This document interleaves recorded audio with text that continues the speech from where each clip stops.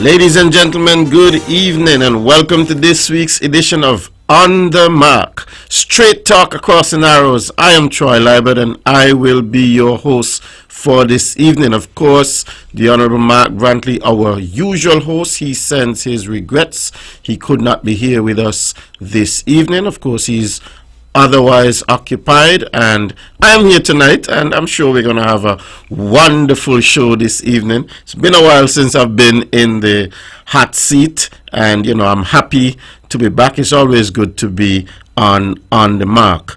Of course, we are broadcasting live. It's 8 p.m. I looked at my watch, and we started at 8 p.m. under that on this Wednesday evening, as the sun has now set and the world outside is getting quiet now. I invite all of you to join me for the next 2 hours as we embark on a journey of stimulating conversation, engaging debates, and thought-provoking discussion. Tonight we'll be delving into current events and exploring the latest happenings in the Federation of St. Kitts and Nevis and, of course, in the wider world.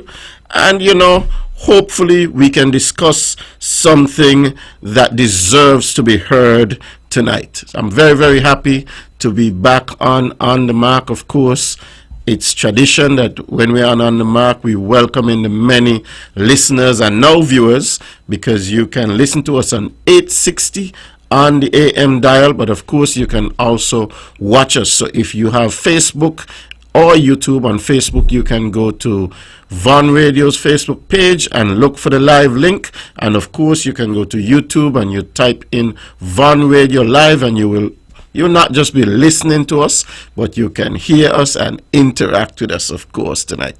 And I expect that we'll have a wonderful, wonderful show tonight.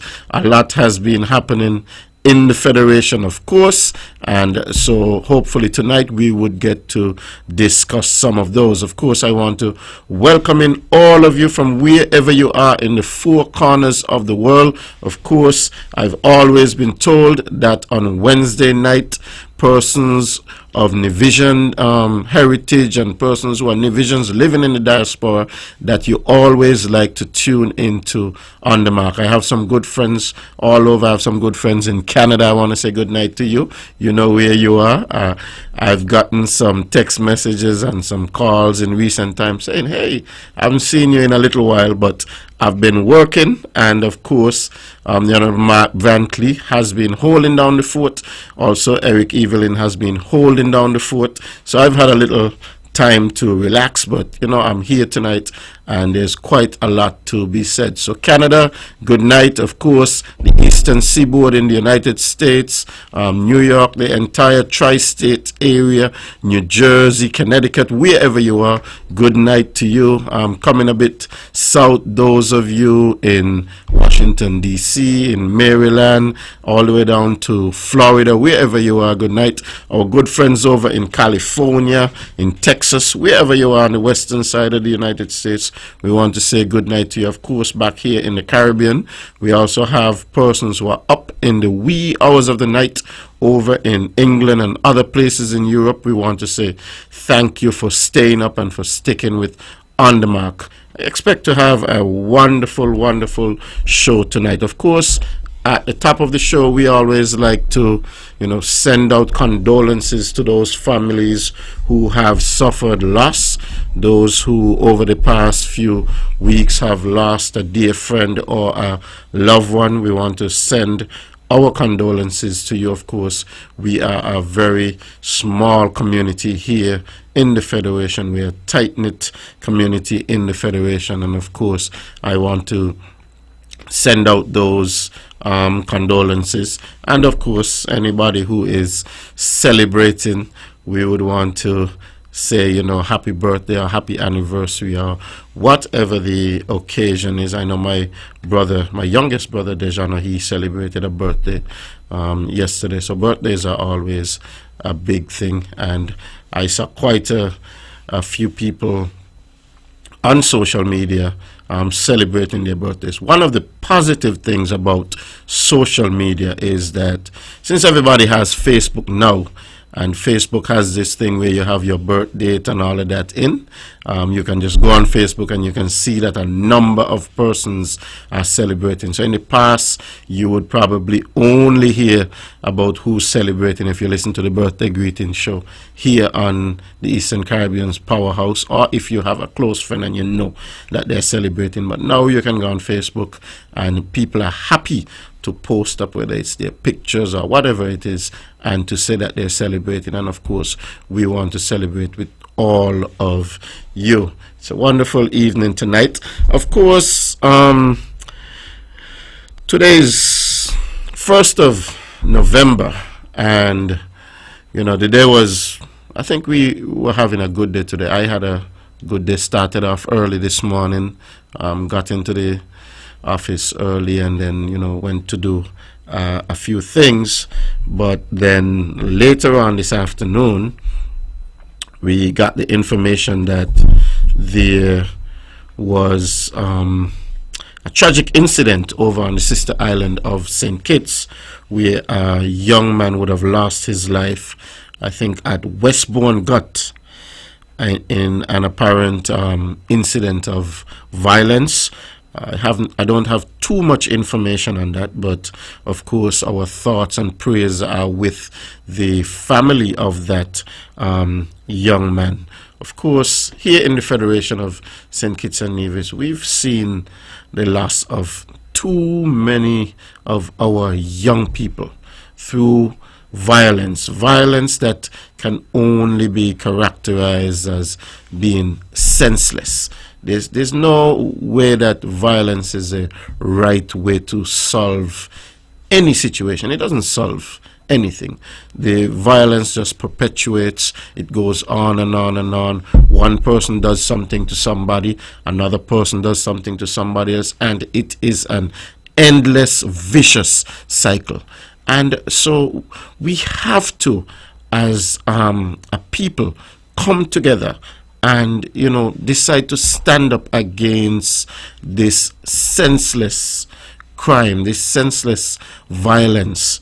There's no way that violence is going to solve anything. So I would implore us as a people to come together and to try to root out this violence in the Federation. Whenever I hear about any incidents of violence, you know, it is something that makes me feel very, very sad. Whenever some young person loses their life to violence, that's another person who could have been a contributor, a positive contributor towards nation building, towards building the Federation of St. Kitts and Nevis.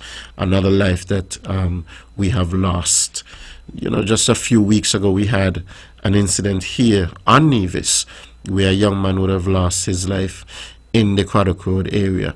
And so hearing about this afternoon now just brings that back to the fore, you know, and I would have seen and heard members of the family who would have cried, because when you lose a loved one, and especially somebody who is young, it's never ever easy. It's never an easy thing, you know, and it's somebody who they didn't have any illness. It's something that just came on you suddenly when the family was not expecting that. I'm sure persons would have had their plans, just like any one of us would have had their plans for what they were going to do the following day, maybe a week after. Maybe they were planning a vacation, maybe they were planning to take their children or a niece or nephew or, you know, somebody to the park, or to go and have a good time with some friends, and then to see all of that just come to naught, and somebody being cut down in the prime of their life. It's not an easy thing. It's not a good thing. So I want to appeal to the young people. I want to appeal to those persons out there who are getting themselves involved in these activities to turn away from these type of activities, because nothing good can come of them. Nothing good can come of them. It is just an endless, vicious cycle, and we have to end the cycle. Each individual has to take it upon themselves to say, I will end this. I will not retaliate. I will end this. And that is what the Federation needs, so that we can move forward and continue on the path of nation building.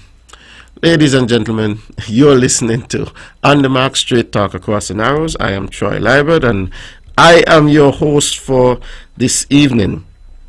So I think the big thing that's, out there today, well, before I get to that, let me, talk a little bit and give God thanks for sparing us yet again here in the Federation, and especially here in Nevis.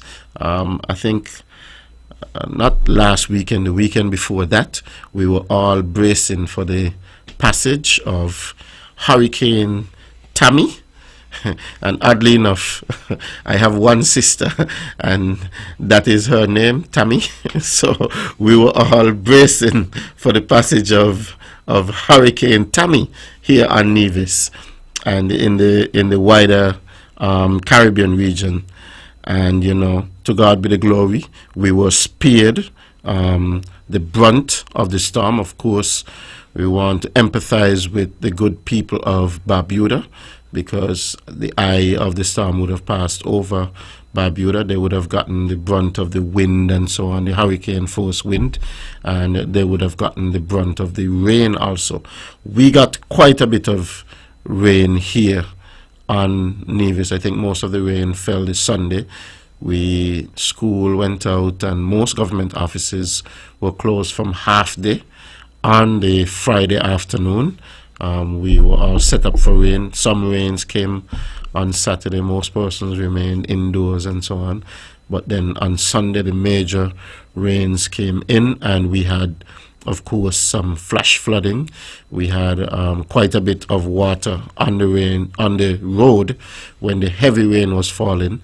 And the good thing about Nevis is that we are a almost round island with the volcano in the middle. We're not very flat, and so the water runs off quickly here on Nevis. So while we had some flash flooding on the roads, had water for a little while, in the space of 2 hours, 3 hours in some cases, maybe in the extreme areas or the flatter areas, lower lying areas, it took a little longer, but the water did run off. And while we got some damage, we didn't get any major damage to any of our roads or to any of our infrastructure. So I say, to God be the glory. I know Minister Spencer Brand and his team at Disaster Management and his team at the Public Works Department, they were out in full force. Also the Water Department, they were out in full force to ensure that they checked to make sure all of the assets were in good order. Of course, I would have gone out with some of the people from education to ensure that our schools and so on, all of our school infrastructure was in good shape. And for the most part, I think we fared very well here on Nevis. So I want to give God thanks, of course. I mean, I think, over the years, we have done pretty well in Nevis. Over the years, we've had a few instances where the brunt of the storm was headed our way, and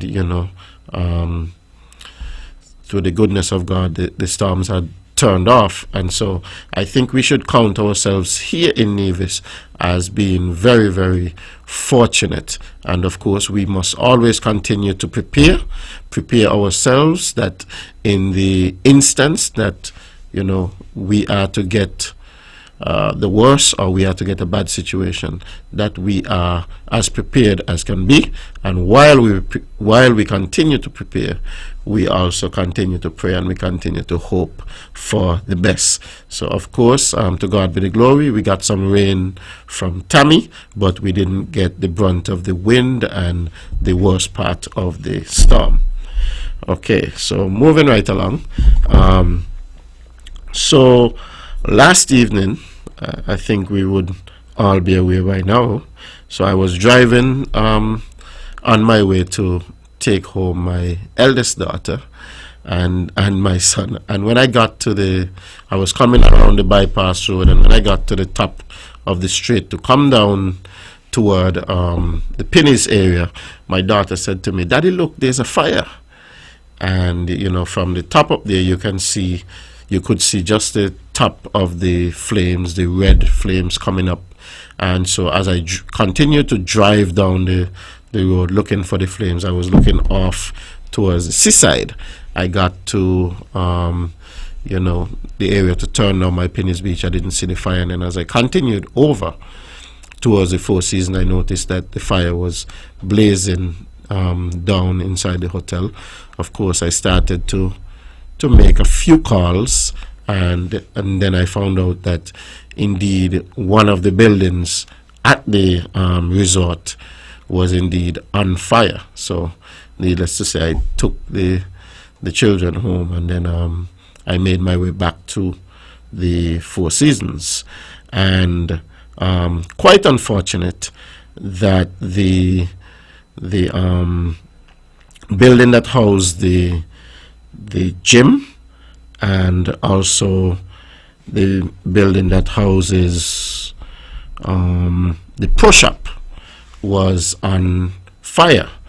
And as I said, I did go down to the Four Seasons last night, and so I can say that it was a very intense fire. When I got there, the fire and rescue services were already on site, and of course you had some staff from the Four Seasons Resort, some staff from the engineering, and some of the staff from security and so on, who were there, and they were battling with the fire. And I want to commend, of course, the staff from the fire and rescue services, and they did a remarkable job in fighting the fire, from what I could see.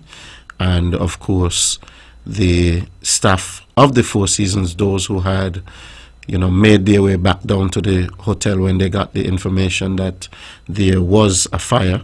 And of course, there were some good citizens from within the community in Nevis, those heavy equipment operators who have water trucks. They would have showed up to give assistance to the fire and rescue services and to the Four Seasons. We had Mr. Lenroy Taylor, who showed up with his truck and some of his guys. We also had Mr. Brooks, young Mr. Brooks, Mick Brooks from Brooks Haulage, and a few other guys who came with him, and they really assisted the fire and rescue services in fighting the fire. Of course, I saw people like Dale Claxton and some of his guys who normally work with him. They were there. And I saw Phoebe, we used to call him Shatan. I don't know if he still go by that name. Phoebe was there. And of course, Rocco. And I was amazed because I didn't know that Phoebe or Rocco had such good firefighting skills. But those guys were right up there in the front of the fire with the fire hoses, actually assisting with fighting from the outside. Some of the firefighters, of course, went into the building and were fighting the blaze from there. And so I think it was very heroic. I sort of stayed a little way back in the background, and even from where I was standing, you could still feel the heat, the intense heat coming off of the building from the blaze. And so I could imagine, being right up in front there where that was happening, how the heat must have been up there. So quite the unfortunate situation there at the Four Seasons. Of course, we were all saddened by the entire situation, and I had reason to go back this morning. Of course, the Honorable Premier himself would have visited the site this morning. I also visited the site this morning along with Deputy Premier Evelyn. We were there. We spoke to the manager, and of course the manager is somebody who sounds very resilient, and he said, of course, we are hurt, but we are not knocked out, and the season will go on. We will build back, and we will build back better and stronger. So, of course, I know last night there was a lot of uncertainty. I would have gotten calls from persons who work at Four Seasons and so on, persons who are associated with Four Seasons. You know, when things like this happen, people in Nevis tend to call everybody who they know and they try to find out exactly what's happening. That's only natural. And we're very sad that this happened. Of course, it could have been a lot worse. And so we're happy that the fire and rescue services were there. We're very happy that the other persons from the community came and volunteered and assisted. We're very happy that the workers at the Four Seasons, that they came and they did what they needed to do to ensure that the damage was limited to what actually happened. So we had the gym at the Four Seasons and the pro shop, the building that housed those. That building was burnt out, but then the fire was contained within there. So I will tell you that you know, the guys did a remarkable job, because not so far from where the fire was blazing there was a tank, and that tank is a tank that I am told was used to hold fuel for some of the vehicles that they use in and around the Four Seasons compound. And so it took a lot to ensure that the fire did not spread to that tank, because I think everybody was very fearful that had it spread to that tank, that it could have gotten a lot worse. So, you know, we want to say heartfelt thank you to all of those who really worked to ensure that the fire was contained. You know, things like these, I don't know what caused the fire. I think, of course, the fire and rescue services will do their investigations. I know Four Seasons will do their investigations. But you can never tell when things like these are going to happen. Of course, even in our own homes and so on, we try to be as careful as we can be. But ever so often, you know, we have incidents such as these that happen. And of course, we want to give God thanks that it was controlled and that it was limited to only the gym. Ladies and gentlemen, you're listening to On the Mark, Straight Talk Across the Narrows. We are about 20 minutes into the show, and of course, this show is a call-in show. This show is not just about me sitting here and talking all night. Of course, I can do that, but that's not what this show is about. This show is about hearing from persons in the community, hearing your views, hearing, you know, what's important to persons out there in the community, and I want to give that opportunity. Of course, I think the show goes best when we all interact and we all talk about what's important to us. So, of course, it's 24 minutes after the 8 o'clock hour, and I want to open the lines.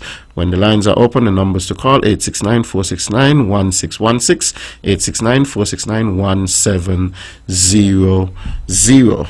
In the meantime, I'm going to keep on going. I want to switch back to something. I think I'll come back to the fire, but I want to switch back because I neglected to mention at the top of the show that our good friends from Jamaica, that there was an earthquake in Jamaica on Monday, and the earthquake was a magnitude 5.4 earthquake. The earthquake struck just some 30 kilometers outside of the capital of Kingston at 11:57 a.m. There was some damage to buildings and so on all around Jamaica, but from the reports that I've seen online, there haven't been any reports yet of any loss of life directly related to the earthquake. So we say to God be the glory for that. And of course, we would have all seen the reports videos circulating on social media and so on of groceries falling off the shelves, bottles, cans, whatever falling off the shelves in supermarkets and so on around Jamaica.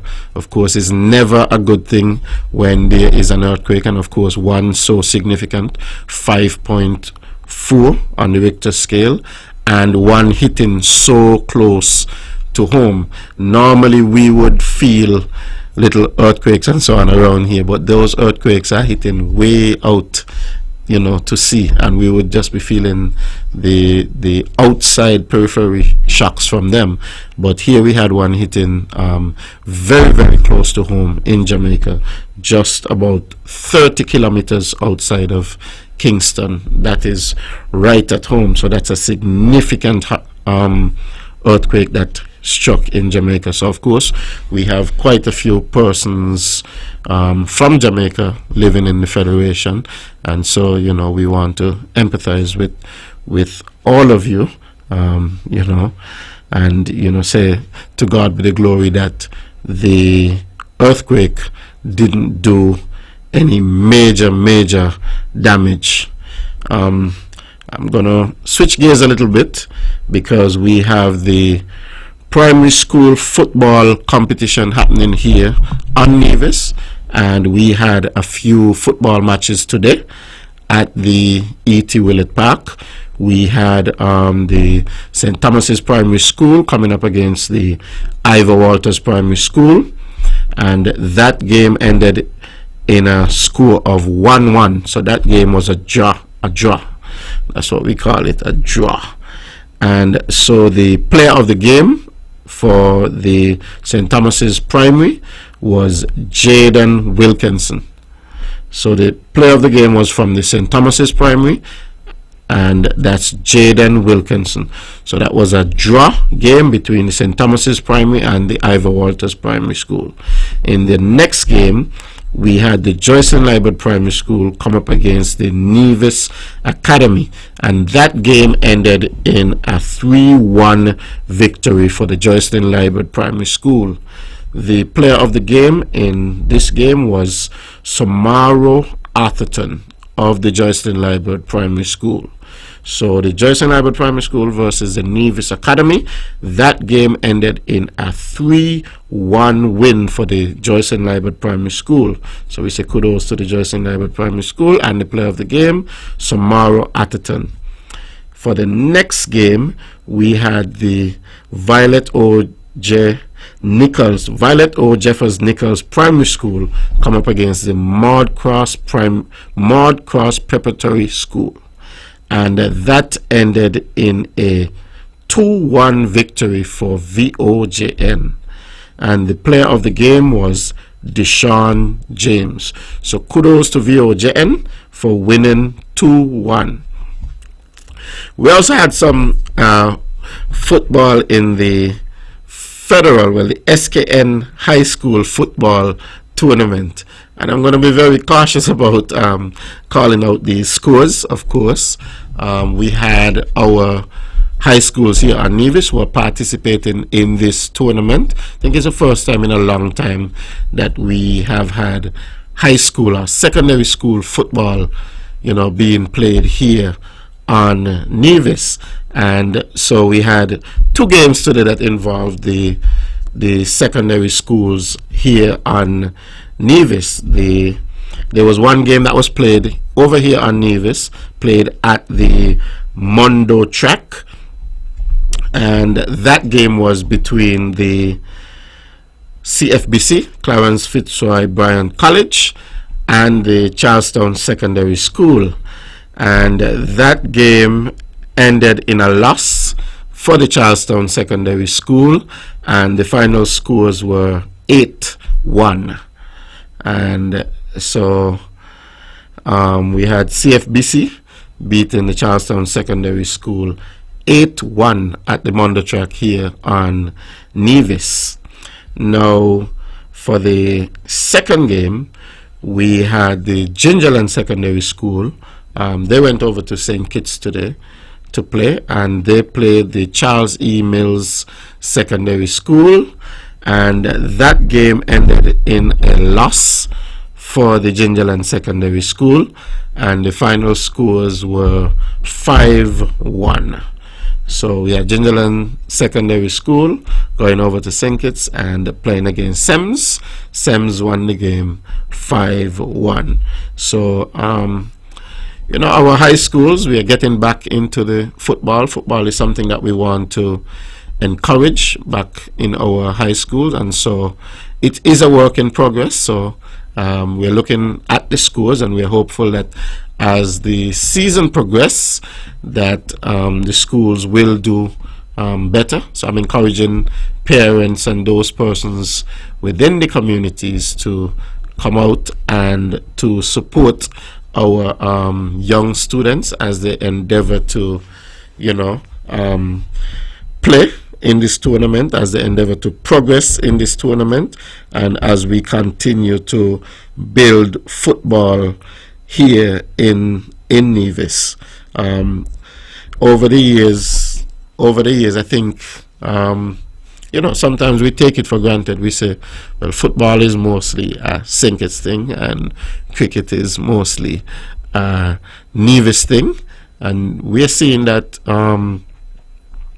even on the cricket, we are seeing a sort of evening out, if you can call it that.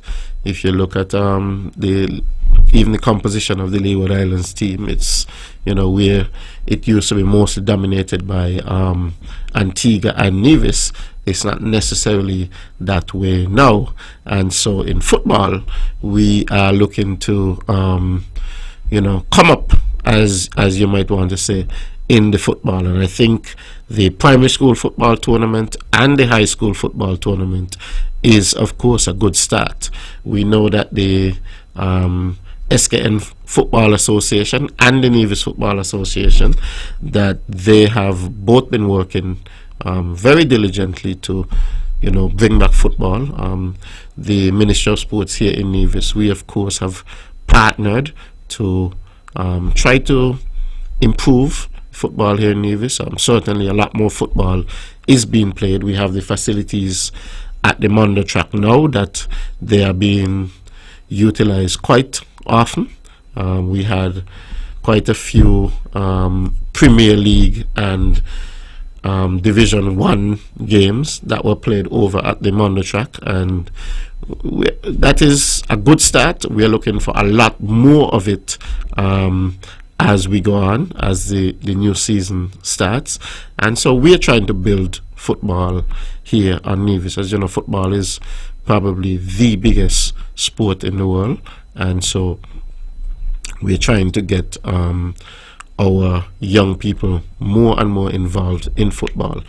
In Bath Village, the guys there in Bath Village have been doing a really, really good job with football, and so we want that now to translate all around the island of Nevis. So while the scores don't look that good, I am encouraged by the fact that we are sort of at the beginning of the journey, and we only have a lot better to get. So I want to encourage the coaches, and of course I want to encourage all of the students who are taking part in the football, especially the high school football tournament, not to be daunted by the scores that you see, and not to be discouraged by the scores. Go on out, play your football, practice your football, and I'm sure that it will get a lot better. Ladies and gentlemen, you're listening to On The Mark. The lines are open. 869-469-1616, 869-469-1700. I know everybody likes to hear me talk, but it would be good to get one or two calls so that we can have some interaction and we can know what's going on, from different parts of the federation. So I'm looking out for that first caller. And while I'm doing that, let me speak about the Fall Swim Fest swimming competition, and that's going to be happening this coming Saturday, the 4th of November, at 9 a.m. and this is going to be at the Nevis Aquatic and Sailing Center, and that's over at Wally.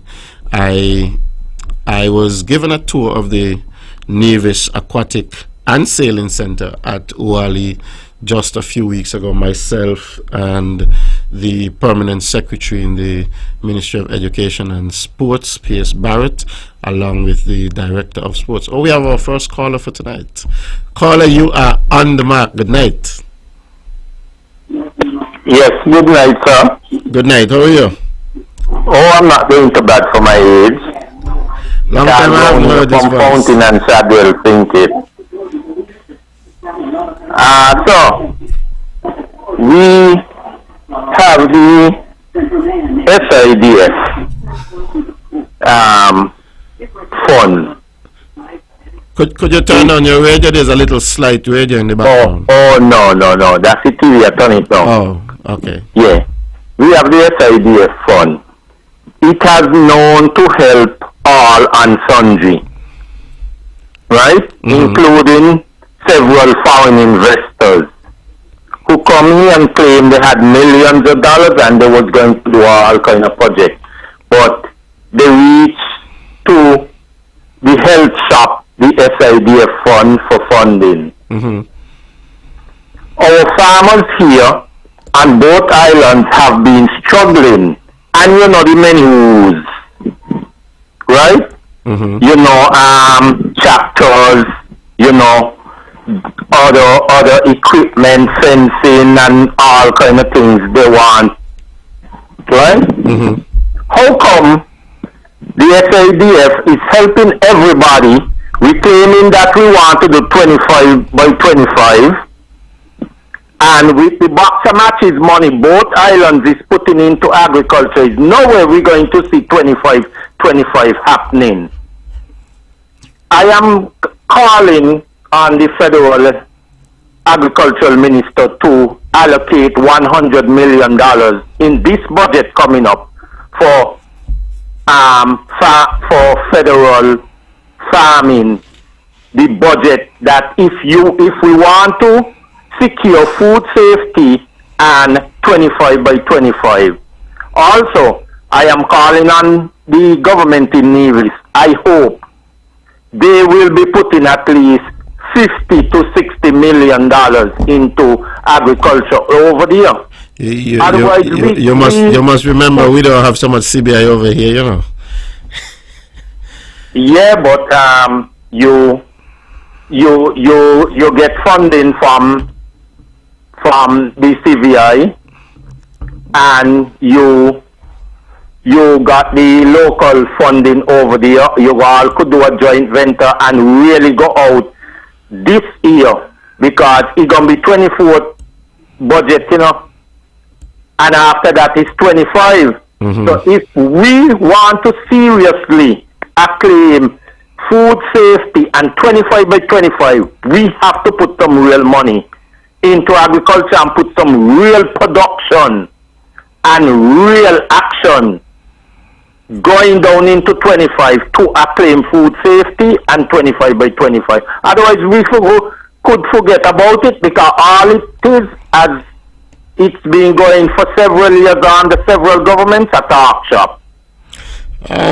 Carla, I do understand that government has a big role to play, very big role to play when it comes to agriculture and to food safety and so on. But government does do a lot of facilitating when it comes to agriculture. I remember when COVID struck on Nevis, government took several initiatives. Well, I can speak for the NIA. We took several initiatives to ensure. Same thing down here. And we did things such as reducing the water. We already have favorable rates on water for farmers.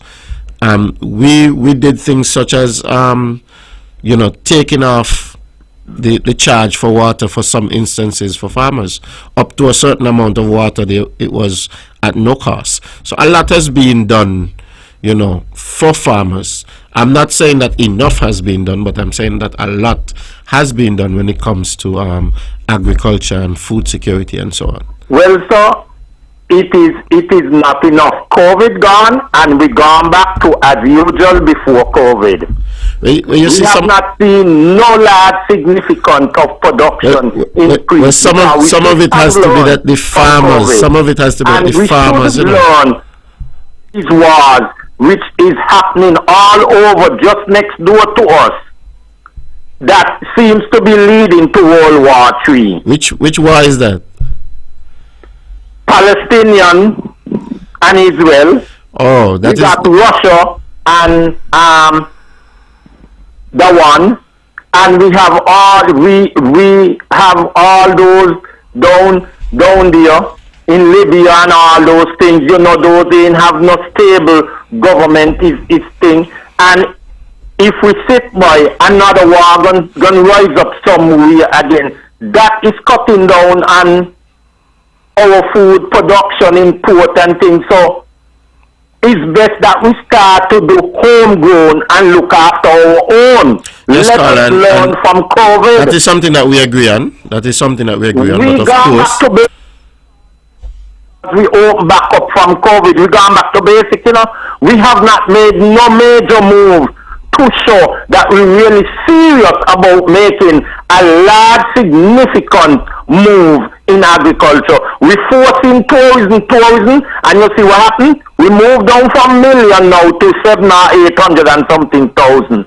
We hear of ships pulling out all the time. We hear of drop in airlift and all those things. So we got some other form of production. We don't have sugar no more. The cotton is not as big as it used to, the production and shipment overseas, and so we have to move to agriculture to make something productive and meaningful happen in case that thousand fall again or we get another COVID again, that we have a backup again. So just something for us to think about in these upcoming budgets, that we have to make significant moves to make sure we force and we put something there. Because when these ships stop come, we got something to hold us again. Carla, I do get a lot of what you're saying. I do agree with a lot of what you're saying, but government cannot go the whole way. One hand can't clap. The private sector and the government have to clap together. Of course, persons who are interested in farming, persons who want to be farmers, they have to come forward. They also have to, put some skin in the game. It can't be that government is just going to do everything for farmers. Of course, we do quite a lot, and I think it is important, and that farmers really do need the support of the government. We know sometimes the weather patterns and so on could be, very erratic. Yes, farming is as flexible as the clothing industry. Yes, but the farmer has to meet the government somewhere. The farmer has to be willing to invest. The farmer has to be willing to put in also. The farmer has to want the farm to develop and has to want the farm to grow.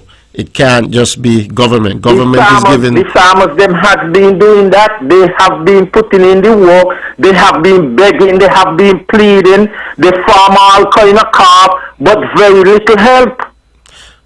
And the private sector long too should work with the government, because they should have learned from COVID too. Work with the government, work with the farming industry, right? And all three could make something significant for the federation. Thank you very much, Carla. All hands on deck. It's all aboard and work together. The farmers, the private sector, the government, the SIDF, the banks, them, all of them need to come on board, because I don't know that we have the SIDF now. COVID. You hear, Carla? I don't know that we have the SIDF now. I think that the SIDF was wound up, And so there's a different, something had replaced the SIDF. There's an investment fund. Let me see if, yes, the Sustainable Island State Contribution Fund. I think that's what they call it. Sustainable Island State Don't care what they call it. He need to start working homegrown. As we just say, let us dance a yard before we dance abroad. We have been dancing abroad for too long and not dancing a yard. So Carla, you're saying that you think that the things such as the Sustainable Island State Contribution Fund should really support more local things, yes, rather than... Yes. And very little foreign investors, because they come here and go all kind of program and say they come with multi-millions of dollars. But look at all of them. They reach to the fund. Okay, Carla, fair enough. Gone. Fair enough. You have a wonderful night. Ladies and gentlemen, you're listening to On The Mark, straight talk across the Narrows. That was a good call we had there. The caller raised a few points. You have another call. Caller, you're On The Mark. Good night. Hello, good night to everyone there on the panel. Yes, good night. How are you? Mr. Brown sound good, but what happened? So there's somebody with me, you know, let's see how monkey right up there by the hospital, you know. Sadiq Road up the name. That's the name of the road going by the hospital there? The one going by the hospital, that's Government Road. Oh, Government Road, okay. Name from up there on my grandparents. Look there. What happened, right? Then me Bobby, we got to get it read of. So, yeah, the agriculture used to look here right in my yard here, my backyard. I had my little potato, them going so healthy. I was selling my sister there tonight. And other things, these cattle come from nowhere. That's a problem. Nobody look after them. Nobody really grounded to see nothing going on like a long time. This is a thing we got to go back, maybe put you say, when they hold them up, a pound here, a pound, you know, think it's so big, put it 3 places or so. Because these 5 things is really disgusting. Tonight I could have been eating a potato on my yard, no mean or any, because the old cattle them come today, sometimes goats come through and bite them, not force me to fence my yard. So hopefully next year I will be able to get something from still around, you know. So the animals are preventing you from farming? Yeah, because, you know, I'm a guy, the article, the lot of rain came, you know, last week and week of one. Up to now, a little shower passed, a light one.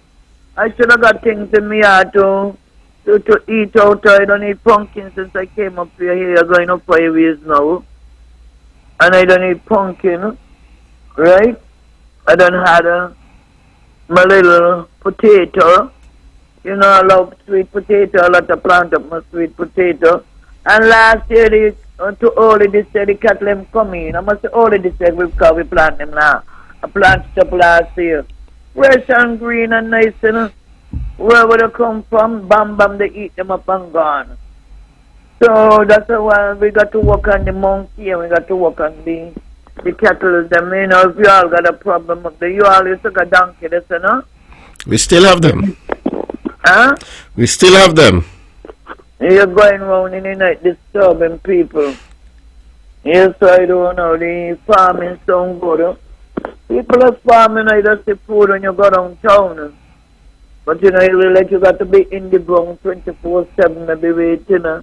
And he missed it till in the evening, as I just said. Then cattle come into all it now, saying, yeah, and trampling down your place. So, man, know what we're going to do. We want the food, yes, and we should have it homegrown. We used to get that. Your bananas, we used to see a lot of trees. You just said that, it's already out of the butt. To this animal, the monkey, then again, I'll come make it worse. So we know what we want to do here. Carl, we sound good, but Lord, we ain't got if they been beneath, we bring so like years ago. Nobody's here. The cattle come from all one distance. I live in Buckley's. You live in Buckley's? You got to be, I live on Buckley's development going up to the roundabout and from under the bridge. Mm-hmm. Yeah, and it got to be them coming from way up them. What happened? What the owner should do? Man, never a thing to people, no? You see the people them now up here developed, up here is not cane field anymore. You have some heart, man. And so that we tell our animals. They ain't gonna own on, but they try to hold one of them, you see them come. One day we leave now from here, you know, we water resource down here, be. You know, place we call it near the reservoir. Mm-hmm. When you look, I go around there, I see them. I say, oh, but 3 big one around there. I say, it's round here, to cool out. And they fat like a mud, you know. Mm-hmm. They belong to nobody, you know, but sometimes you see them often and the next time you don't see them at all. I think they should get the government to force people to put a rope around them like land and take them. They will build up a place, you know. So the animals are not normally tied, they're just left to roam freely. Yeah, roaming and disturbing you. You don't see no donkey really. They see is goat. But the goats in the day. But then cattle, man, they roam in the night like nothing. Eat down what you have planted in your yard. Huh? Okay. Okay, caller. You have a wonderful night, and I'm so sorry to hear about your situation with, the animals and so on, with the cattle, and of course with the donkeys and the sheep and the goat. Of course, in the federation years ago, we were a farming federation, and persons would go and let the animal out in the morning and bring them back in the evening. But as we have developed, more and more areas are becoming residential. Let's go back to the lines. We have another caller. Caller, you're on the mark. Good night.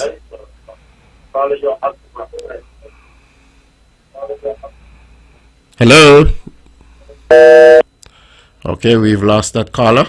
Callers, please be patient with us, and of course, when you hear when you're calling and you hear my voice, tune into my voice and sort of leave the radio. If you're listening online, the radio would be on a sort of lag. Of course, the lines are open. The numbers to call 869-1616, 869-1700. We have another call. Caller, you are on the mark. Good night. Hi, good night, Junior Minister Libert, and how are you Yes, today? good night. I'm wonderful. Earlier you mentioned about sports, right? Uh-huh. Because I'm in tune. And I did not hear you made mention of Miss Jazawa Claxton from St. Kitts, who is on the female Yes. West Indies cricket team. Yes, I neglected to. As a matter of fact, I don't have all the information, but I know she would have done extremely well recently. She got person of the match in one of the games and took a lot of wicket. But if you have the information, you can certainly share the information with us. Well, I don't have all, but what I call in to say is that, when young people do well, we need to pick them up, especially when they do well in a positive way. Because most of the older folks nowadays, they like to say, the young people ain't got a manners, they ain't got a behavior, and I mean, she's doing something positive. Yes. So, we really, as we say locally, we really need to pick up all the young people who are doing well. Yes, definitely. That was an oversight. She don't only excel in cricket, she's the all-arounder when it comes to sport. Yes, track and field. They normally have the game's name, whether they have around Easter time. That's Karifta. Huh? Karifta. Yes, she was an athlete. Yes. In the Karifta games as well. I plays recall. Cricket, and she also plays football for the female team. So I want to personally congratulate her. Her father and I, Frank, worked at TDC for many years, and her older sister is my cousin. So, as I said, I want to personally thank her and congratulate her and to excel in her area. Yes, and you see, that's what the show is all about. The show is for persons to call in and certainly do just what you just did, because we won't remember every single thing, and we won't have the information on every. Yes, but you could jot down or make notes. Yes. In your diary. Yes, that is your true. Notebook, as some people refer to it as. That is very true. So I really appreciate. I really appreciate that. You mentioned about the murder. I didn't even know about it earlier. When I was looking at the local news, I saw it on TV. Mm-hmm. I don't even know. They didn't give much details either. Mm-hmm. And I didn't even know about the fire at Four Seasons. If somebody from overseas gave me the news today. Oh yes, the pictures were circulating all around. Well, you see, I social don't media have and so on. Facebook, so maybe that's why. Maybe sometimes people think like you might get the video and then, because sometimes you might get a video and the person might say, "Oh, I don't get that already." So I didn't know about it. Sometimes those persons overseas just got more news than us. You know? Yes, a lot of times if somebody overseas send back and ask you if you don't know they about got this. the news and we here don't know nothing. Mm-hmm. As I said, I just want to personally congratulate the Zawa. Job well done. Yes, yes. And you have a good evening. I appreciate that. You also have a wonderful night.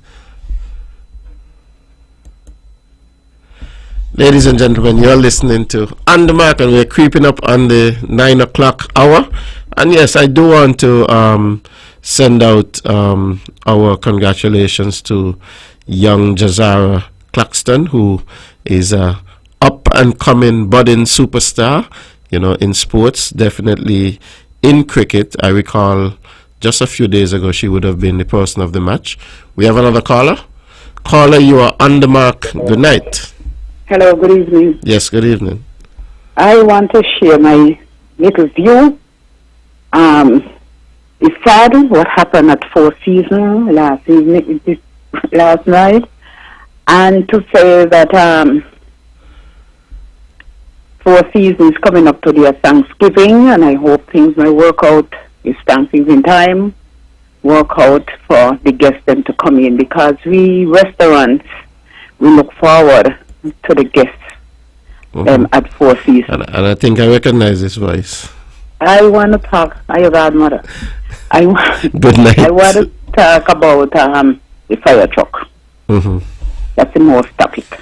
I am very upset about it. Some people want to blame names, but you just can't blame names. Because I remember the fire truck has been deep in trouble, especially one in Charlestown, for years. And they sent up a second-hand one. It didn't work for no time. I don't know if you remember when they had the fire over by the bath stream. Mm-hmm. When the truck had to run up and down for water because the water was leaking out and all them kind of things were happening.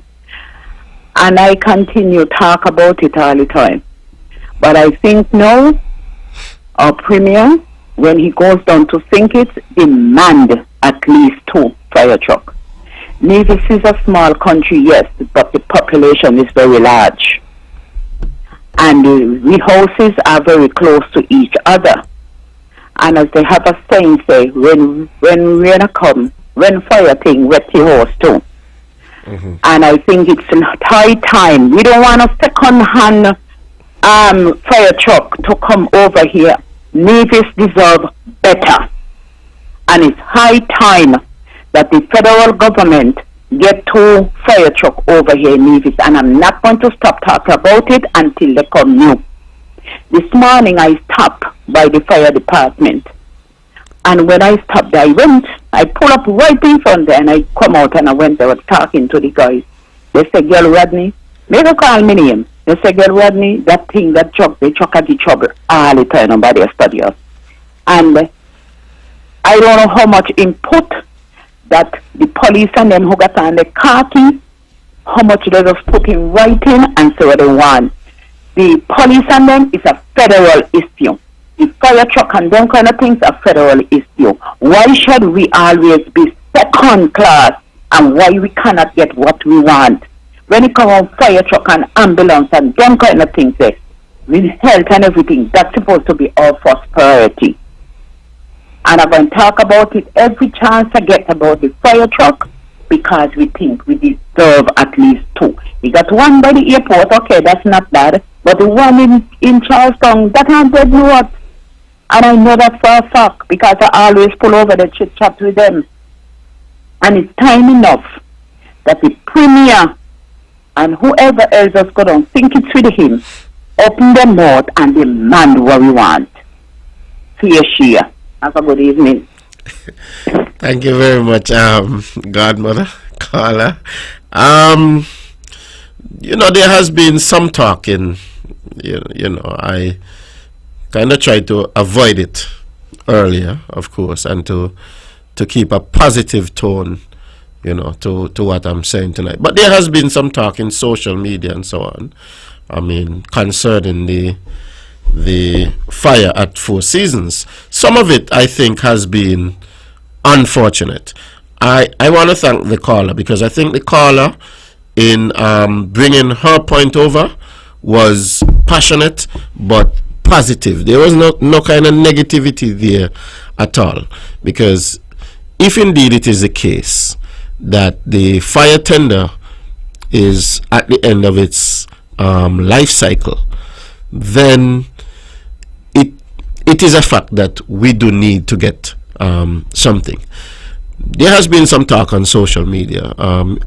Last night, even while I was at the Four Seasons, persons had been putting out things on their Facebook page about the fire truck and so on. There are two fire tenders at the fire hall in Charlestown. There is a larger truck, and there is a small one that looks like a supersized pickup truck. When the call came in about the fire last night, the smaller truck responded. And the reason why the smaller truck responded is because the larger truck has been out of commission for a little while now. I am told that the truck was given some trouble earlier in the year. About May or so, the truck was fixed and put back into service, and then sometime in late August the truck started giving some trouble again, so it was pulled back out of service while they tried to source the part for the truck. There is, however, some difficulty in getting parts and so on for the trucks, because I guess of the age of the truck and so on. But when the situation happened last night, the smaller truck responded, and then that truck would have immediately called for backup from the truck that is located at the airport. The truck at the airport, of course, is a large, full-size fire tender. As I said, I was at Four Seasons, and when I got there, the large, full-size fire tender was just about making its way into Four Seasons. Of course, these trucks carry a certain volume of water, and they are also equipped to take water from the fire hydrant and so on. So when that truck got there and it started to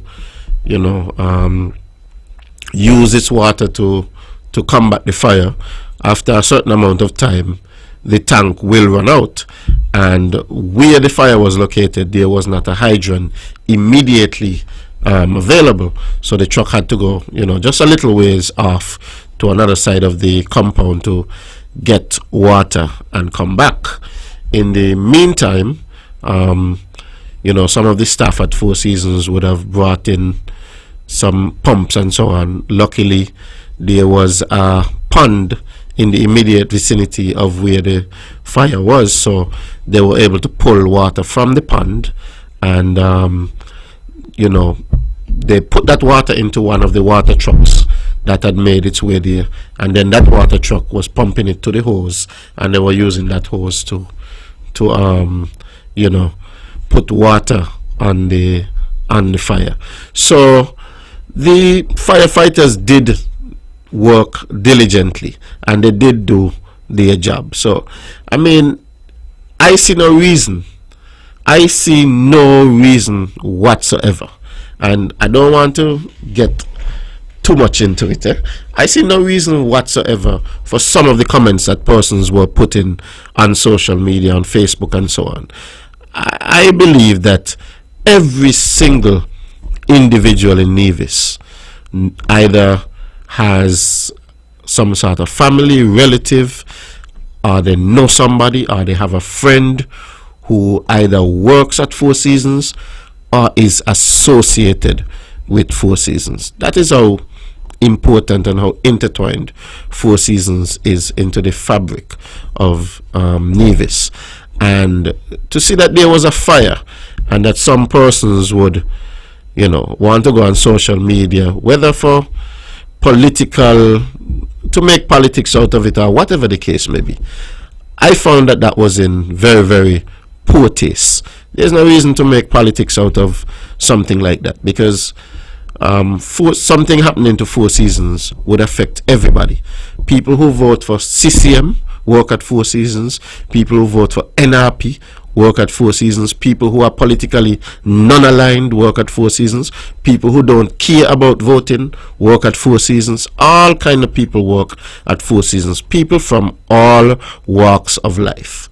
So there's no reason to try and make politics out of something like that. And the thing about it is that some of the people who I see out there trying to make politics out of, something like that could have been a tragedy, they're not even good at politics. So why is it every single thing that happened, they want to try to make politics out of it? At some point in time, they got to leave the politics, because the truth of the matter is, when politics time come around, they're gonna lose. That's what they're accustomed to do. They're not good at politics, so why they want to make politics out of everything? Ladies and gentlemen, we have a caller. Let's go back to the line. Caller, you're on the mark. Good night. Mr. Liber? Yes, good night. I am, what I'm saying, right? God is still on the throne. And you said something there rightly. Everybody in Nevis have somebody work at Four Seasons. People come from overseas to work Four Seasons. People from all over the globe work Four Seasons. But maybe, right, God let it be with the fire truck that we could see that we really need a fire truck. Well, I agree, 100%. You know how long the fire truck takes from Castle to reach the town? Mr. Liber, God, these fire trucks, listen to me, he got a lot of police in charge, right? And they knows where the fire truck. The fire truck always go by mechanic shop. They go this way, they go that way, and they still not fix. And I think that people, that whoever in charge with the fire truck, police, whatever, I don't know, supposed to be done to be making noise all the time, because years now me hear police attack about the fire truck. If you see the fire truck go up, even just go up by Noel, the truck not able to go up there. You understand? Mm-hmm. Because the trucks are slow. And then to see that I'm here like a Nevis, and a small little fire truck had to reach before the big one ever reached. From all the way at Castle to them. I don't do no politics, but I'm just saying, I have a restaurant in a wooden restaurant, and suppose mommy get a fire. It's going to burn down before the fire truck reach. And they should always be thing, and then all the fireman and them in there, I sit down every day, because what? The fire truck now go. So it's time enough, and the time has come when we here in Nevis, I can talk to everybody, with a man to fire truck, ASP. ASAP. Thank you very much, Carla, and thanks for cutting me off, because I was getting a little bit passionate about that thing here, because I agree with you 100% that we do need to if it is that the fire tender is at the end of its life cycle, then we do need to get a replacement. Let's go back to the lines. We have another caller. Caller, you're on the mark. Good night. Yes.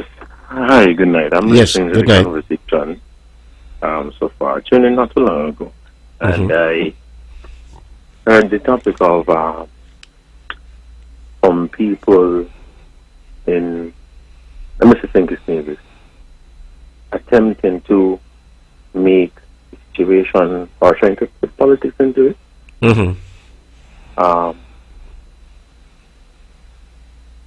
What I don't understand is, why are we even entertaining this conversation? Right? Because I think we know better. And if we know better, we should do better. And it appears as if there are people who are trying to score political points by suggesting or trying to make up some sort of notion or some sort of idea that is what is happening, that people are trying to put politics into it. And that is unfortunate. I don't even think the conversation should be happening about, people trying to put politics. Nobody's trying to put any politics. What happened at the resort last evening affects everybody, whether it be directly or indirectly. And so it is very disappointing that I'm listening to this program and we're here trying to suggest that people are trying to make politics out of it. So you didn't see. Very, very unfortunate. So, hold on, and this is not something that we should participate in. This is not something hold on, that we should encourage. You understand? Because we have people who are listening, people who are looking up to us as leaders. We have future leaders who are listening. And I probably might get some enemies for this. But I have to say it. It must be said. This conversation about people trying to add politics to it is rubbish. It is absolute rubbish.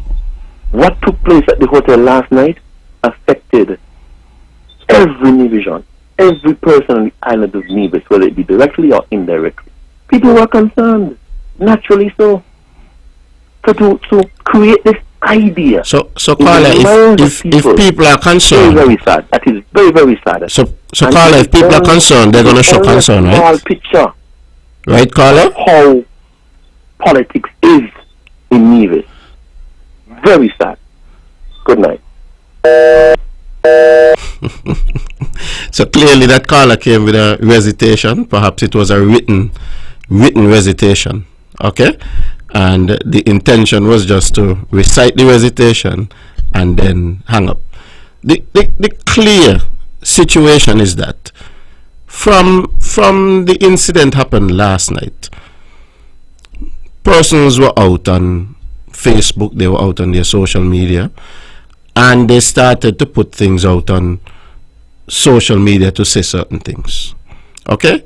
It is not Troy Libert who put it out there. It was not me at all. You understand? As a matter of fact, I was in the vicinity and I went to the resort. And, I tried to see where I could help and to do whatever. This morning I went back to the resort. Up to this minute, I haven't put anything out on Facebook at all to say anything about the fire or anything of that sort. But some persons have been very, very active on social media. Now, we got a call tonight that spoke about something and raised the issue. And so I took the opportunity, yes, to condemn what those persons had been saying, because they wrote their posts and people have been commenting on them. And I am calling them out for it. So if the caller who just called in sees a problem with me calling out people for what they're doing, then I don't understand that. And I noticed when I was trying to engage the caller in a conversation that the caller was not interested in that. So clearly that caller is not interested in at all in anything that's going on. They come with their recitation, perhaps it was written, and they just wanted to get through their recitation. But caller, that is what On The Mark is all about. On The Mark is all about getting the different views and so on. And you would notice that we have accepted your view. But it doesn't mean that your view is at all correct, because it is the case. The one thing I would say that you say that I agree with is that it is the case that whatever happens at Four Seasons would affect a lot of people here on Nevis, and that every single person in Nevis, they either got family, they either have relatives, they either have friends, or they know somebody who knows somebody who works at Four Seasons. And so it is very, very important, and there is no reason at all to interject politics into what happened last night. Let's go back to the lines. We have a caller. Caller, you're on the mark. Good night. Good evening, Mr. Librarian. How are you Yes, doing? good evening. I'm wonderful. Oh, that's good to know you're wonderful, and I'm happy that, well, I'm calling out of station. Mm-hmm. Yeah, I usually call in. I notice that Mr. Brantley is not there this evening. Yes, he's out this evening. However, I am happy to know that during the storm, we passed through safe and we give thanks. And I am also happy that the fire that took place last evening at Four Seasons, that no loss happened in terms of life. Yes, to God be the That glory. regard. That's a good thing. It's also, and to be honest, when I saw it, all I saw was a blaze. I haven't seen any comments. My thoughts went on the entire population because I know, in one way or another, all divisions are affected. Because if it means that people would have been out of work, they put them on the breadline. So I take that in consideration. I heard the caller who called, and she mentioned about the fire truck and what have you. I paid attention, and of course, it would be that she raised the point quite passionately and would have given you an opportunity to answer. But I haven't seen any comments.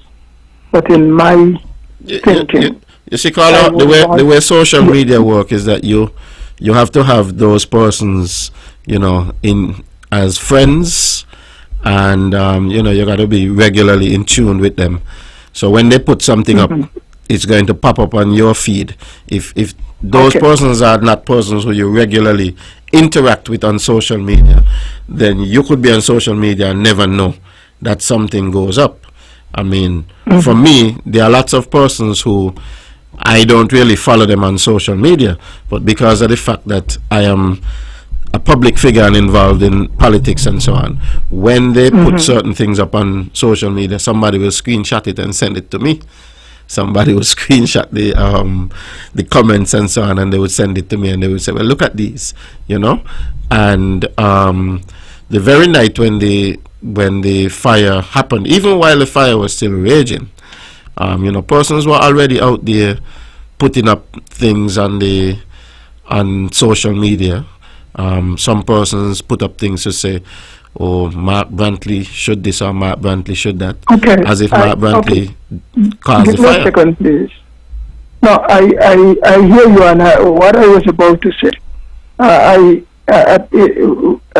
People, all of us, at times we fail in separating the issues, and at times we act immaturely.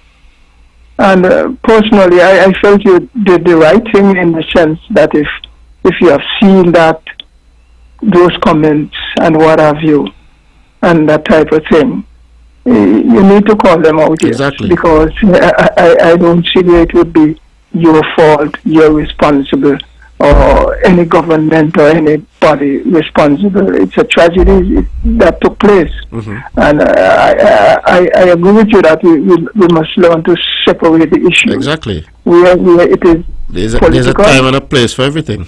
We place it there. It doesn't belong there. We don't place it there. And that's really, really out of order. And the last caller, I thought that he might have listened, but anyway, that's their case. The fact is that the good lady who called, she raised some points of concern and what have you. And I personally feel that you had a right to respond to her in a good way. I don't see any politics come from your side coming into that. But again, I am happy that no lives were lost. And, one way or another, it affects the livelihood. Caller, long before politics, we are all, people, we are all related in some way. And we must remember, caller, when I look at things, I try to look big picture. Most of us here as descendants of African slaves and so on, we were brought over here, and a lot of our struggle is the same struggle. So long before we start to see the divisiveness of politics, we have to look at the things that we share in common. We have to look at the things that bind us together. Something like Four Seasons being here on Nevis is a blessing. So if we see something happening at Four Seasons, then we should find time to be empathizing with the people who are there. We should try to see what we can do to help the situation. Our first reaction should not be to descend into partisan politics. We can leave the partisan politics for a few days at least. Come a few days after and criticize them. Say what you want to say a few days after them. But don't come immediately while the fire is raging to start to try to politic. You understand? And for me, I don't ever want to get to a position where I want to get into that type of politics, where everything I see, I want to relate it back to politics.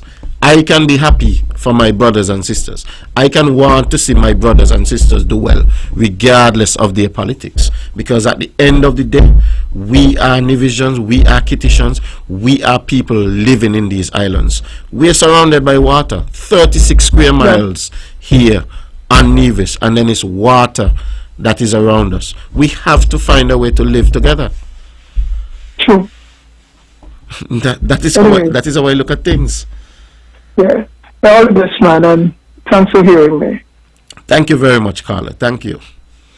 Ladies and gentlemen, you're listening to On the Mark, Straight Talk Across the Narrows. It's now 20 minutes after the 9 o'clock hour, and I think we're having quite the good time on the show tonight. I didn't want to talk too much about the fire truck, but I think my good godmother would have raised a great point, and I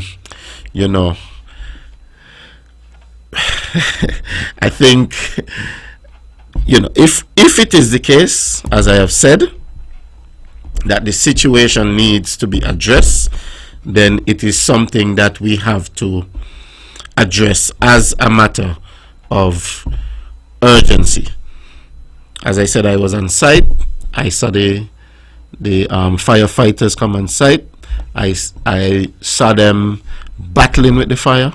Some of them were very heroic, going into the fire. They have on their protective gear and all of that, but protective gear and no protective gear. Okay, it is very dangerous to go into them type of flames. I saw local persons. I mentioned a few persons earlier, people like DC, Dale Claxton, and those guys don't have any firefighting gear.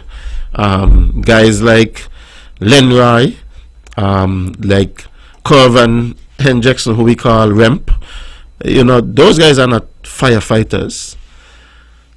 Phoebe, Rocco, those guys are not firefighters, but those guys were right up there in front with the hose and putting water on the fire, assisting the firefighters. At one point, I think there were 3 hoses on the fire. One from the fire truck itself, and then 2 from the other water trucks, and they all helped. And so to see persons come out and really put a good foot forward to assist, that is the type of thing that we want to celebrate. That is the type of thing that we want to speak about, because had it not been for their heroic efforts, then it could have been a lot worse. I know I was there. I was speaking to Minister Spencer Brand, who I met there. He's the minister responsible for disaster management, and also Mr. Brian Dyer. And, both of them, as well as myself, we were commenting on, how well the guys were getting around. The guys from engineering at the Four Seasons Resort, the way how they They moved around when, to get the pumps, to get things in place, get hoses. They were moving things. If a pump needed diesel, somebody ran and went and got the diesel. And so it was an all hands on deck effort. And when you see this all hands on deck effort happening, and then somebody call you and they say, well, this person on social media saying this, or that person on social media saying that. Because the truth is that I'm not checking some of these pages. I'm not going on these pages. Somebody gonna either send me a screenshot, or somebody gonna call me and tell me, well, this is what such and such a person says. So, for the caller to call in and act like I wanted to inject some politics, that's not the case. We could go for a long time and we don't have to talk about, those type of things. We don't have to talk about politics. We can talk about positivity. We can talk about building the country. I will be happy to do that. We have another caller, so let's go back to the lines. Caller, you are on the mark. Good night. Good evening, Minister Troy, Youth and Library. How are you? Yes, good evening. I'm wonderful. I pick up the voice one time too. With you in congratulating the firefighters for what I call going above and beyond the call of duty last night. Mm-hmm. Like you, I was on site for a few hours. And I am not really sure if the majority of persons who are criticizing the firefighters have an appreciation of what really took place at Four Seasons last night. The firefighters did their job last night. And they did it by putting their lives on the line. We were told that there was a gasoline storage tank next to the building. And those firefighters defended that gas storage tank at all costs. Mm-hmm. I am saying to you, and I want the people of Nevis to understand, that if that gas storage facility had interacted with the fire, we would have been having a different conversation tonight. Yes. I've tried to be diplomatic by not saying too much, but, well, but you go ahead. Let us not be diplomatic, because this is not a time for diplomacy. Right? I believe that there are persons who are just trying to be mischievous and are trying to put down the firefighters. I will not join with anybody to put down the firefighters. I have worked with them over the years, and I know that every time they go to fight a fire, they put their lives on the line. They did that last night, and they did their job. Right? I want to say as well to the good corporate citizens, you've called the name. I don't really need to call the name again. But I want to say to them a big thank you, right? Because they were able to fortify, so to speak, what the firefighters were doing. And I saw, I had a conversation with the manager there last night. I asked the manager, well, how can we assist? Right? I am not even sure if the manager actually heard what I said to him. I am not even sure if he actually answered me, because he was so distraught. Right? I saw people like Nakifan devastated. Right? I saw staff members of Four Seasons, Sylvester, my good friend Sylvester there from Cotton Road, devastated over this fire. Right? And when I hear people making all kind of unnecessary statements and pointing fingers in all kind of directions, if that fire had interacted with that fuel storage, we would have been having a totally different conversation. And I want the people of Nevis to understand and to appreciate the firefighters did their job, those good corporate citizens did their job, the engineering staff and the persons who was on duty at Four Seasons, the security, they did their job. They did their job to try and manage and defeat this fire. Because if that fire had gotten out of control in a different way, we would have been having a different conversation. So, the engineering team came to me last night, and they said, can we increase the water flow rate to 4 seasons? I was told that the flow rate to 4 seasons was between 70 and 80 gallons per minute. I directed the team to increase the flow rate to up to 300 imperial gallons. And what that was able to do, that was able to increase the pressure in the fire hydrant so that the police can have the added pressure to fight this fire. It was an all-hands-on-deck approach last night because every single person on the island of Nevis understands the importance of 4 seasons to Nevis and how Nevis is important to 4 seasons. Ordinary citizens, ordinary people were there to try and help to remedy the situation. And there are some, sadly, and unfortunately, are trying to criticize the work of the firefighters. They don't come to help, but they want to criticize. Right? And it's very unfortunate. Did the firefighters have everything that they need? That could be a different conversation. But I am saying to the people of Nevis, they did their job.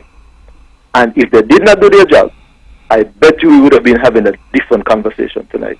So I want to commend the firefighters. I want to commend those good corporate citizens. And I want to say to them that this was an all-hands-on-deck approach. And I think that they can take a bow and they can feel good that they was able to do something good for this country last night. Spencer, you know, I really appreciate the call.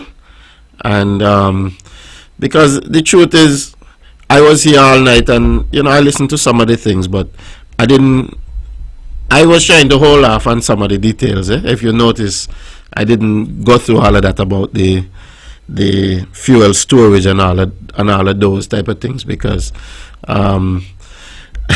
you know, sometimes when something go good, you just want to say, well, praise the Lord and leave it there. You don't want to go through. You say praise the Lord, but when you have mischievous people trying to condemn people and they don't have an understanding as to what really happened, you really have to sometimes straighten them out. And they don't understand how close it was, actually. Well, it is unfortunate, and they are criticizing without having all of the facts. Right? I am telling you that if you and I and the director of disaster management, Brian Dyer, stood hundreds of feet away from the fire, and the heat was intense even at that distance.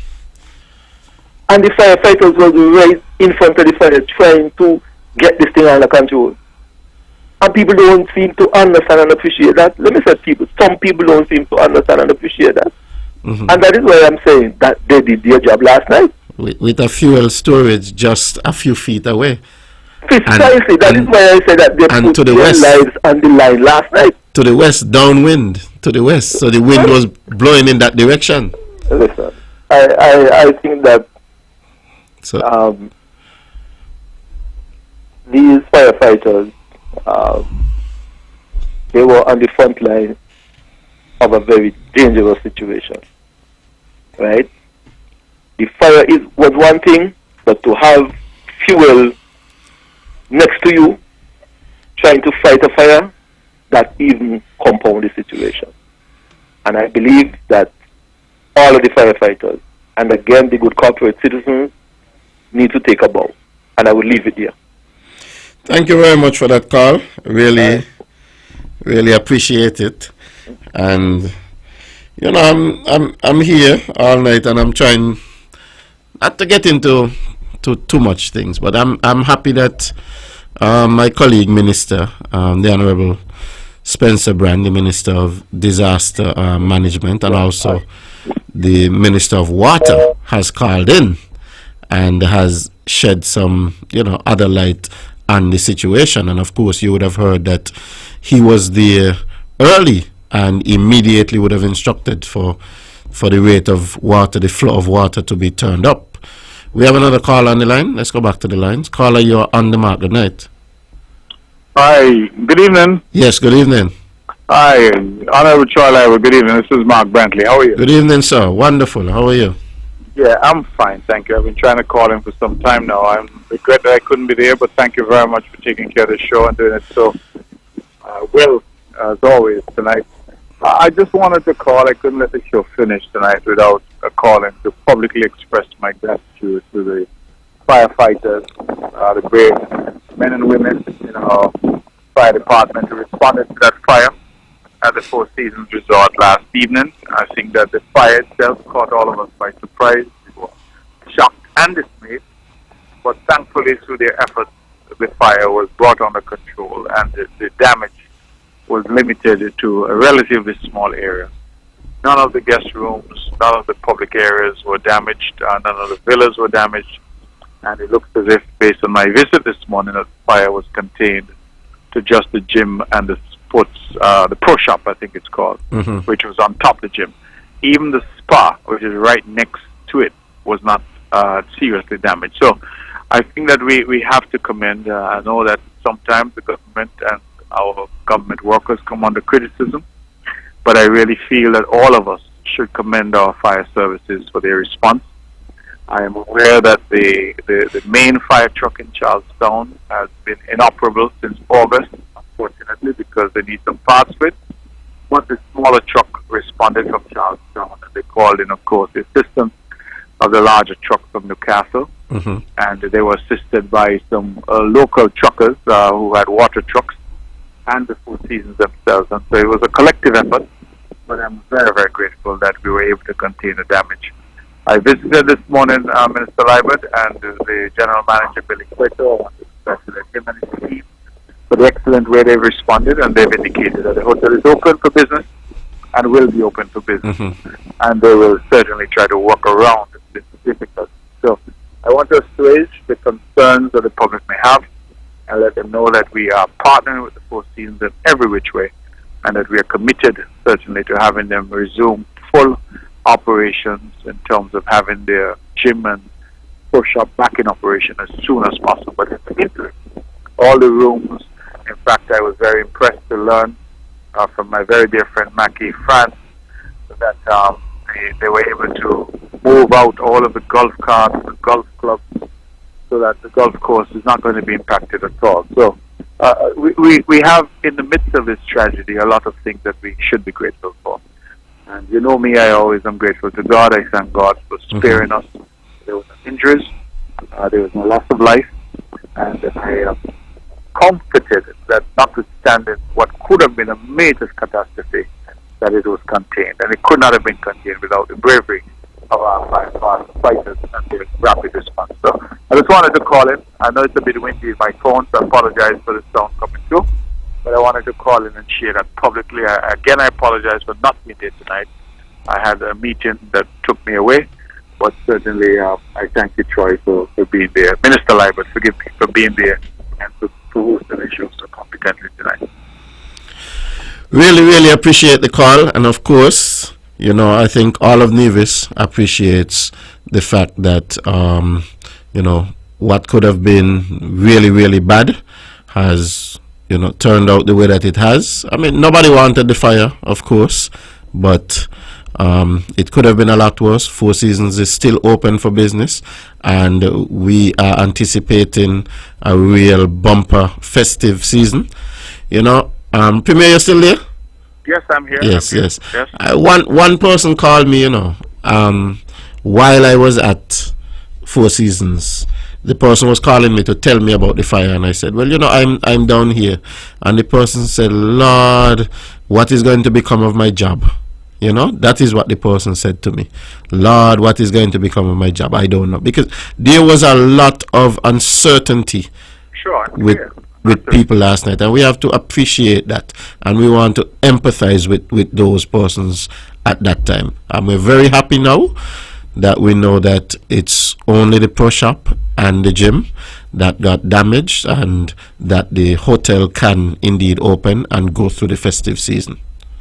And that's why, Troy, I think it's important for us to publicly acknowledge the response and the abilities displayed by our fire department. I can't say no. They work under difficult circumstances. We understand that sometimes, as with all ministries and all departments, they want more resources. But for them to have responded in the way that they responded, in fact, the report I saw today suggests that they responded just after 8, and they did not leave the scene until after 4 a.m. On the following day. So the reality is that they worked all night to ensure that that fire was contained. And I can't give them enough praise and congratulations. I've seen some criticisms leveled. I mean, the usual. People try to find political reasons. But, just like I made some comments recently about the Citizenship by Investment Program, I think there are some issues that transcend the politics. Four Seasons is important to all of us. All the 700 plus workers were there. All political parties, all persuasions. Four Seasons is important, just as the Citizenship by Investment Program is important. And that is why I make the case that there's no room here for petty politics. Let us rally, let us unite, let us thank our firefighters for their response, and let us now rally with the Four Seasons. I visited this morning, as I said. I was able to give Mr. Cueto, the general manager, my commitment, and the commitment to the owners that the NIA will do all that we can to partner with them so that they can have the gym and the pro shop rebuilt in short order. But I'm very, very happy, Troy, to say that the rest of the hotel is in pristine condition. In fact, when I arrived, I parked at the top by the foyer, the entrance, and one could not tell that there had been a fire. So I believe it's important that people understand that the hotel is in good shape, that there are no difficulties as far as the rooms and the services, the restaurants are concerned, and that the hotel is open. Yes, I think it's good news for us, and it could have been a lot worse, so we thank God for His mercy. Yeah, it is indeed important to let people know that the gym and the pro shop is off to the northern side of the hotel. They're far away from the main hotel and the guest rooms. Far away. It's not some place where you would go unless you're heading to the pro shop to buy something you want to play golf or you're actually going to the gym to work out. I'll confess that I joked to the general manager today and tell him that most hotels I go to, I don't know where the gym is because I'm not visiting it, So, we had a little laugh at that. But, he's under some pressure, understandably. We are all stressed and on edge. But I think, based on the videos that I saw, I really thought that the entire hotel was gone. And when I got there to realize that it was limited in its impact, I felt grateful, truly grateful to God. And I think that we all need to fall on our knees and thank God for His mercy. Definitely. Hello, you're there still? Yes, I'm here. Okay. Thank you very much. Yeah, appreciate the call very much. And now somebody else to call it. Thank you. Yes. Thank you, Minister Libert, for hosting. Thank you again. We do it as a team, so it's always a pleasure. Absolutely. Thank you. Cheers. Ladies and gentlemen, you are listening to On the Mark, Straight Talk Across the Narrows, and that was the man himself, the Honorable Mark Brantley, our last caller. We have another caller on the line. Let's go back to the line. Caller, you're on the mark. Good night. Hi, good night, sir. I'd like to echo the sentiments of previous callers in regards to the fire department and their stalwart service. And I just wanted the public to know this is indicative of the quality of service that the Nevis, the federal, the Nevis Fire Department has been providing over the years. The criticisms and comments about, arriving, I heard it secondhand, I didn't hear it firsthand, about the fire department, Bishop reaching on the scene and having no water. Let it be very clear, that has never, absolutely ever happened, nowhere in history. In the fire service, where a truck arrives on scene and there is no water. Never did. As a rule, as soon as they finish, they always refill, with the possibility a call may come in at any second. So at no time has the fire department ever responded to us, and even if it's a traffic accident where they have to use the jaws of life, I guarantee you the truck is full of water. Always. Furthermore, to give a little synopsis of exactly the extent how far the fire department responded, it has last night 2 firemen out of St. Kitts, Officer Hodge and Officer Martin, both came over and sit taxi last night when they heard about the fire. At their expense and their own risk, came over in the water at night. I'm aware of this, because when the fire was under control, and some of the firefighters had come out to get some water and some Gatorade, because we had some Gatorade there. I actually gave my Gatorade to firefighter Duo. Okay, and they were there talking, and one of them said that as soon as he heard that there was a fire at Four Seasons, he called the water taxi immediately to find out where the water taxi was, and then he was on his way to the water taxi. So I was there, and I heard some of the firefighters having that conversation. So I certainly can attest to what you're saying now, that is indeed true.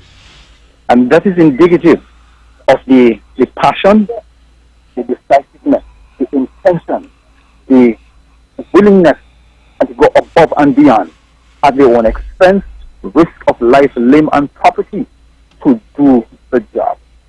It's not about just whatever negative comments that persons would make about the fire service, the fire department personnel. These are men and women who have really been committed to the task at hand when it comes to these things. It's not even just because it's Four Seasons. If it was a house fire, the response would have been the same. When it comes to the intentional drive and passion when it comes to this. And so I would openly and publicly give everybody echo the sentiments of other callers previously, and to say we thank the fire department that is under the leadership of Ms. Mavis Archibald in Nevis, and of course think it's to have this year as well, but we're talking about Nevis right now, for a stalwart service. I mean, they're really committed, and I really commend them very highly for what they have been doing and what they will do. The fire department, for us, is quite reliable and available for all services. So we thank them very much for their stalwart service. Thank you much, sir. Thank you very much, sir. I really, really appreciate that. Of course, we want to thank our firefighters. We also want to thank, some of our local persons who showed up there to volunteer. Guys like Lenroy, who brought his water truck. Young Mr. Brooks, who also brought his water truck and brought a few guys with him, and people like Dale Claxton who were there, and of course Phoebe and Rocco. All of those guys, I want to express thanks to all of them because I did see them in action. Let's go back to the lines. We have another caller. Caller, you're on the mark. Good night. Sorry, good evening. Yes, good evening. I don't think Nevis need 2 more new fire trucks. I'm listening. I think we need at least 4 to 5. We need one in St. George's area, and need one in St. Thomas's area. And could put one probably in the Butler's area also. But the distance the trucks have to go some of the times is a bit far. So we don't need 2. We need at least 5 new trucks. I'm listening, caller. Go ahead. No, that's it. That's my point. Okay. We need more than 2. Okay, Carla. Well, that is something for the experts, the federal government, to figure out. Of course, we have the fire and rescue services, and they do a good job, They will figure out how they work. They will figure out what they need, and of course, I know that it is a federal responsibility, but where the NIA can help, we have demonstrated in the past that we are certainly willing to help when it comes to the safety and the security of Nevis. The NIA has helped in the past with the NIA more than helps. Of course, vehicles and so on. Up and over. Yes, so NIA is always prepared to assist. And, it is for the experts, the persons at the fire and rescue services to say that these are the needs of the fire and rescue services. I mean, we can sit here and we can give our own opinion on it, but really, it is for the experts to determine. Let's go back to the lines. We have another caller. Caller, you're on the mark. Good night. Yes, and I'm glad to hear that, because that's just so we living together in unity, because, when you hear the old talk about, Nevis not get this and Nevis not get that. From my standpoint of view, I like to hear that, and it was good to that Mr. Malcolm on and give his own, he comments and so. And it was good for, you see that? Because the people take, the taxi and go over and try help. And that is so supposedly because you may not know. If you're in the 70s yet, you may not know. But we grew up in that. You see, St. Kitts, near 3/4 our parents, grandparents came out to Nevis. Make Al Brown and other people. So when they just say, oh, Nevis like sing it and oh, baloney. Right? It's there because you look like you original Kittitian people migrate to England and Curacao and to the United States in them time in the 30s, 40s and 50s. And when you look, people start to come down here. Maybe only in the early 20th century too. I think so the way down in the 30s. And and make up down here. And we think now as I grew up, I see people coming down selling the mango and the skinny. And I said, Nevis people got to come down, come to this. But it ain't that. As I grew older, I learned that, people real migrate and them Nevision. That's why you see a lot of his Nevision descendants. We're not just really rooted from Africa. Yes, we come to Barbados, come to Trinidad, and then come down here. And you see how these Indians came here too. So it was, they came from thing. I don't hear them, having this thing, oh, Africa this and we must this Africa. Some people are calling every day with this blah blah blah blah. We come down from Africa, landed in Trinidad, Barbados, and different country, Antigua, Jamaica, and all them. And then we came right down to here. Some stay here, some stay here. And so we communicate together, right?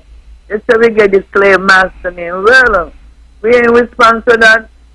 Our four parents are gone there. We don't even know how the name was because some of them were married. Do you know in the days that when I married, right? My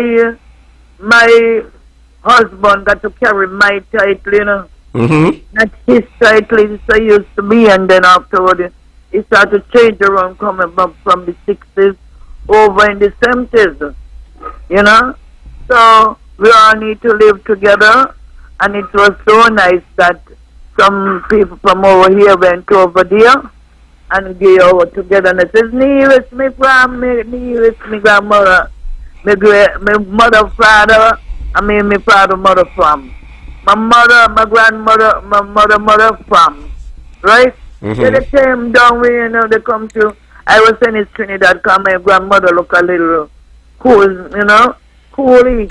So my sister, my big sister was telling me, and I know she from Barbados side. Because you used to always say Trinidad she come to from the slave ship and that. So we need to done with the boat going back Africa.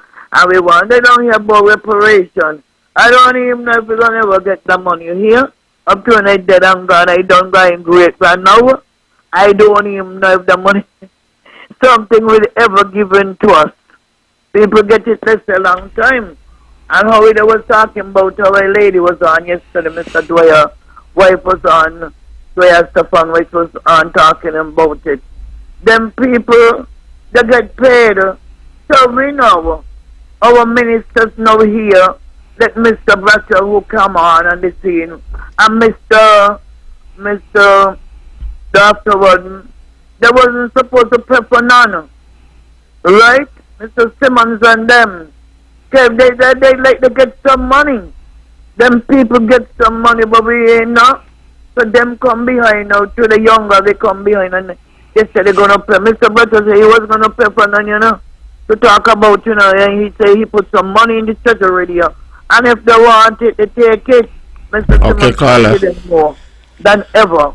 Okay, Carla, we only have 5 minutes more. I want to give somebody else a chance to call in, right? All right. You have a wonderful night.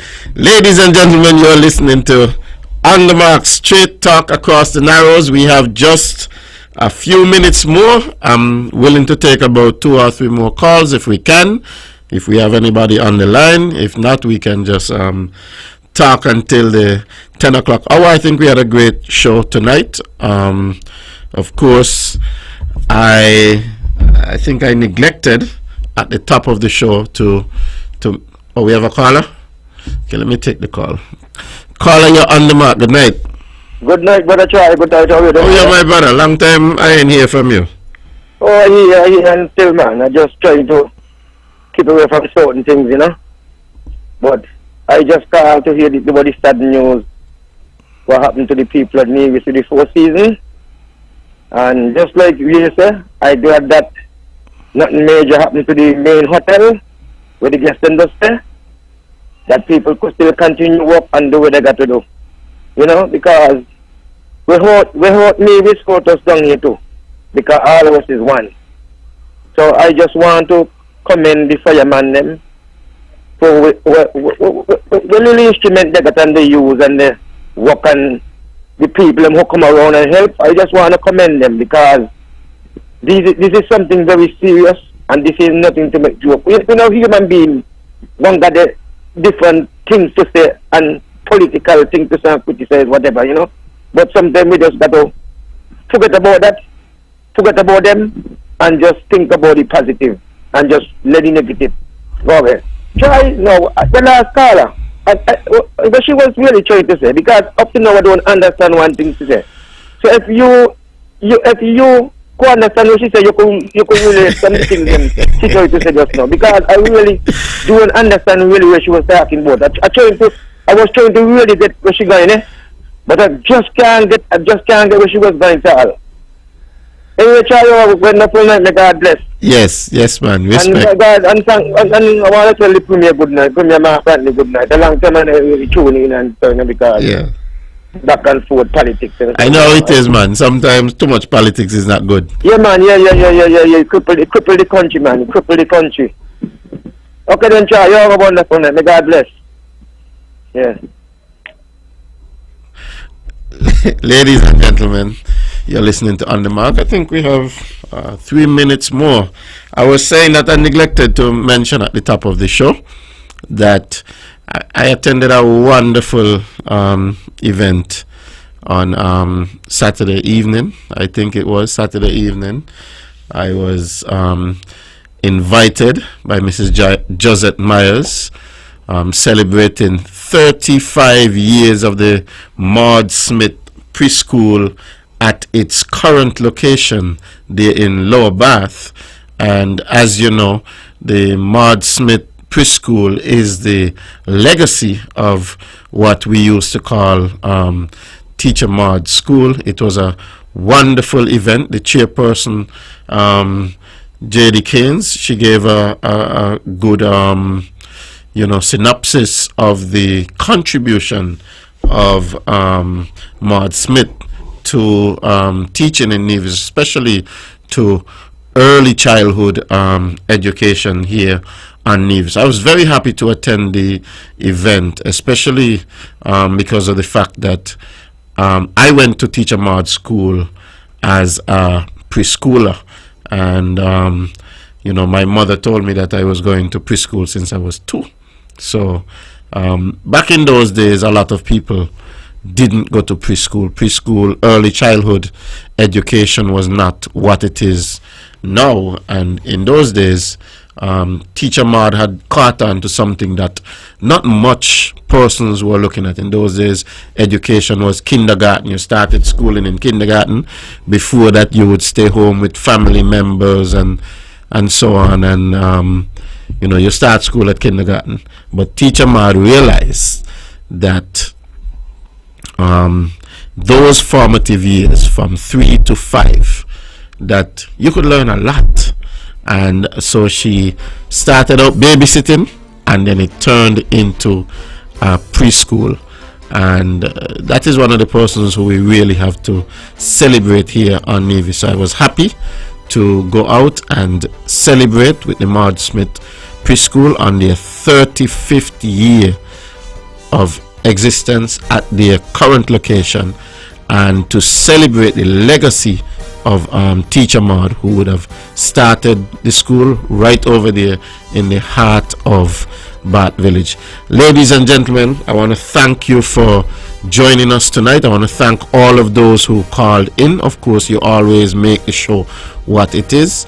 The show is going to be replayed tomorrow from 1 p.m. So if you did not catch the show tonight, you can certainly tune in tomorrow at 1 p.m. and catch us on the rerun. It was wonderful being here. See you the next time I'm here. Have a great night.